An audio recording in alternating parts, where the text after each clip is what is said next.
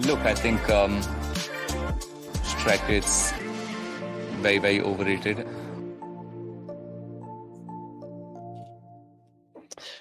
Welcome back, everyone, to Strike Rate, the cricket analytics podcast with me, Jack, and Dan. Just a reminder to listeners, make sure you're clicking that follow button. We want to build an audience as quickly as possible here. Same goes to those people over on Spotify. And check us out on Twitter. I'm at JackHope0 and Dan is at SA Advantage. If you want to get involved and ask a question yourself on one of the next shows, or if you're on YouTube, leave us a comment. We'd be really interested to hear what you think. We're going to get some questions now. I'm going to start with Stuart, who asked us a question on Twitter.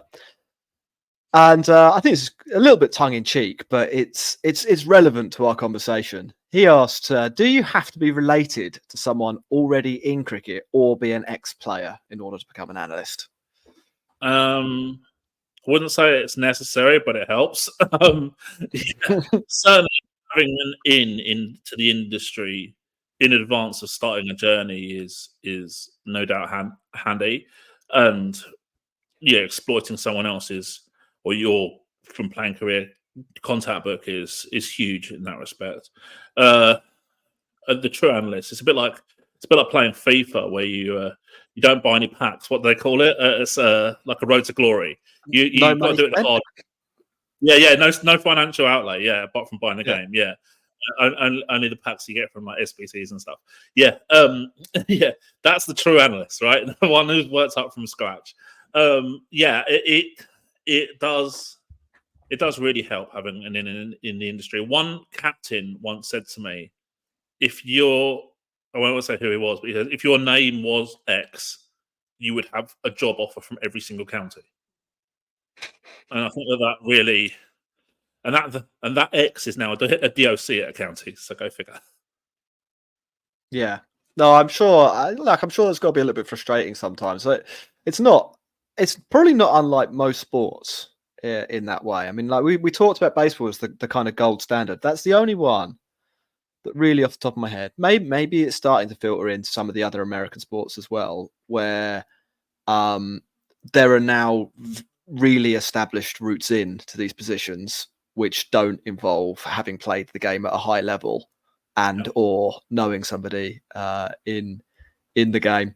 Ashwin on Twitter, not that Ashwin, a different one, asks, does a guy need to play cricket to become an analyst, or can anyone from a technical data domain be an analyst regardless of their cricket experience? So that's probably like a slightly different twist on the same question there. If we focus on the technical data domain, like if you were going to look at it from that point of view, like how would you break in if you knew you had the skills? We've talked about your route in, but if we take this from a different perspective, let's say you are somebody who's like a coding wizard and has built their database using R, and they've found some really interesting things about who has the best slower ball or whatever it is. How do they get that in front of somebody that is one of those decision makers? It's so difficult. Like genuinely is really, really tough. I've already said about the content side of things to kind of try and help. I mean, like if you want to go kind of an off-piece kind of way, why don't you just try and rock up to like team hotels or something like that, and end up putting yourself in front. I don't know, like literally. I mean, I've never done it, right? But I would back myself if you gave me 20 minutes with a coach. I would back myself for them to turn around and go, "You actually good. You know what you're doing." But it's getting that 20 minutes. That is the key. Like I've been following like all these American kind of out of the box businessmen on Twitter at the moment, and like they did crazy stuff to get noticed. Like one guy wrote a book, but he didn't have a publishing deal; he self-published it. And all he did was just like bombard all the bookstores with requests for that book, and then they stood up stocking it because everyone was asking for it. Stuff like that. So you got to be unconventional and think outside the box a little bit. Another one knew that the person that he really wanted a meeting with really liked Air Jordans, so he sent him one Air Jordan in the post and said, meet me for lunch next week, and you get the other one, and like stuff like that. So like you've got to Interesting. think of it in like a really unconventional way. Does that mean you rock up at a team hotel? Does it mean you somehow have got to get yourself in front of a coach or an owner or something like that? I don't know. I'm just thinking off the top of my head how someone might do it from scratch. Very difficult. I know there's a really interesting story along the same lines as this. From baseball, there's the current New York Yankees pitching coach, Danilo Valiente, is a Cuban guy.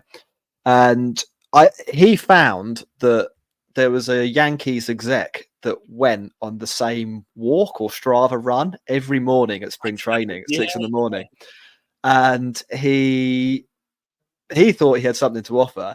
And so he basically timed his run to bump into this guy, had like a conversation with him and was like, yeah, I used to play baseball in Cuba and I'm a coach and this, that, and the other. Was interesting enough that the Yankees exec invited him along to a spring training session and ended up getting a job. So like, it's not, I think what we're saying here from the sounds of things is it's not a standard industry in terms of how you might break in. Let's talk about let's do some questions about the role itself, and I think some of these will spin out into bigger episodes in the future. So make sure, as I said, you're clicking like and subscribe. Michael from Twitter says that he would be interested to know how you've gone about developing relationships with players and whether there are any challenges telling them things they don't necessarily want to hear. So that's got to be like, day one, something that you're going to have to confront if you are an analyst. Yeah, definitely. I think there's a lot of different things that go into answering this question. On a broad point, I tend to wait for players to come to me rather than me forcing myself on a player. I would say that the general rule, though, is definitely not 100% applicable, is that the younger the player, the more interested they might be. So I wait for them to come to me. And because they come to you, then you've kind of got the scope to be a little bit more honest with them because they've asked you for the information. But I always probably get in something like, look, what I'm going to tell you, you might not want to hear all of it, but it's important that if we're going to do this, we're going to go really thorough. And then you've got to work out how to phrase certain things. So, like, if I'm talking to you, like, I don't know, randomly on the phone or in a pub or something like that, I might say something in one way, but I wouldn't communicate it in that way to a player. I would say, like, it's a work on, or this is maybe an area that they need to tighten up on. But they might also, I'll be identifying a lot of their kind of super strengths and stuff as well. So it's really a combination of a lot of things where you've got to really be good at communicating. And I definitely prefer it when players come to me rather than me having to do anything with them. The player pool as a group is very mixed in terms of their interest in analytics and their interest in interactions with analysts. So there will be players, and they literally will not give you the time of day. I've had a situation, I'm not going to lie to you, I had a situation where a player has basically sat in front of a load of other players, including me, and basically questioned why I'm even there. Like, so, that's hard, right? How did you deal with that? Me, not very well, funnily enough. I bottled it up for basically the whole comp. It was probably one of the hardest things I've had to deal with, actually, is in these roles. But you have to realise, I mean, this was a while ago now, and you've got the benefit of hindsight and benefit of coming through like heart surgery, like I have recently, and I've realised now that this person's meaningless to me. Like literally, I couldn't care less what he thinks, because you're never going to beat someone like that. You can tell them that the sky is blue and the grass is green, but they think the grass is blue and the sky is green. Like, literally, there's nothing you can do. So you just write them off. That's what we can do. But then there's some players who are absolutely amazing. They love it. I love the young players who come to you and they ask you really in-depth stuff. I think because younger players are kind of growing up with technology a lot more and stuff, that They understand computers and analytics and stuff a little bit more than the older player. And I mean, there's a few players right now, I won't name them, but they probably know who they are, who have come to me. And like, you only have to tell them once and they get it. Like, I love that. That's so good. And then, might message you at the end of the tournament and say, thanks so much for everything. I really, really, really appreciate it. And then maybe they go off to overseas comps and stuff and do really well. And you actually take pride and really enjoy their career trajectory from there. It's really pleasing in terms of like job satisfaction when that happens. So it's a mixed bag, really. How it's going to evolve, I think, is really interesting because how I've already said that younger players are kind of, you generally get more buy-in. So what we might see in the next 10 years is sort of for want of a better phrase, dinosaurs getting out of the player pool and younger players who are more interested coming in. What I don't like, I've got to admit, is that when you have a player who isn't interested and is really struggling, but they don't reach out for any assistance or help, and they just kind of bury their head in the sand. Because if you don't want to use this stuff, fine, but you better come out and play well, because otherwise you're not being accountable for your decisions that you're making, right? Yeah, I think that's fair. A couple more questions, Dan, to finish us off. Aya on Twitter says, "Hi Dan, how have you dealt with people who don't believe in data within the team management of a franchise, or wanted to sign players for marketing and/or other reasons?"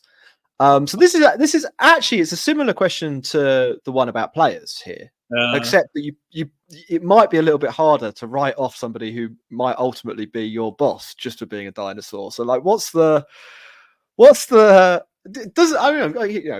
straight up question here is, does this often happen? And then the follow up question from that is like, is there something that you can do? Look, I'll be honest, and I don't agree with this at all, by the way, just to get that out there, to be very, very clear. The players get recruited not necessarily just solely because of their on-pitch expected level of performance. I don't like that. I want it to be a meritocracy, and I want players to get roles because they deserve it, rather than their reputation or name or branding ability or this, that, and the other, whatever it might be. I'm very strong on like there being a kind of level playing field for everybody, and everyone getting jobs and roles and teams because they really, really deserve it. Now, does it happen? Yes. Has it happened often to me? Not that often, but you do see it. Probably, I would say that unless I've been really, really lucky, the average fan thinks it happens more than it actually does. So therefore, a lot of recruitment is just really bad because I've not seen it that much to be able to justify so many instances of really bad, weird recruitment. But yeah, it definitely happens, and I'm not a fan because, like, let's say for sake of argument, right? You're an IPL team. Now you have a fixed budget to spend at auction, right? So let's say you want to hire a guy because he's going to just plucking figures out of the air. You want to sign a player because he's going to get you a load of money off YouTube views, a load of shirts sold, load of commercials, whatever it might be. Yeah, where's that money go?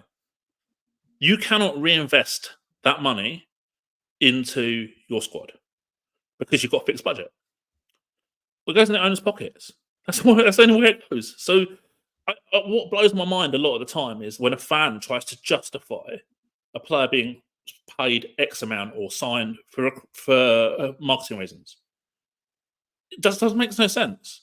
Like you don't see it happen very often in football at all. It's a much more evolved industry. I'm sure it probably doesn't happen that often in baseball either, for the same reason.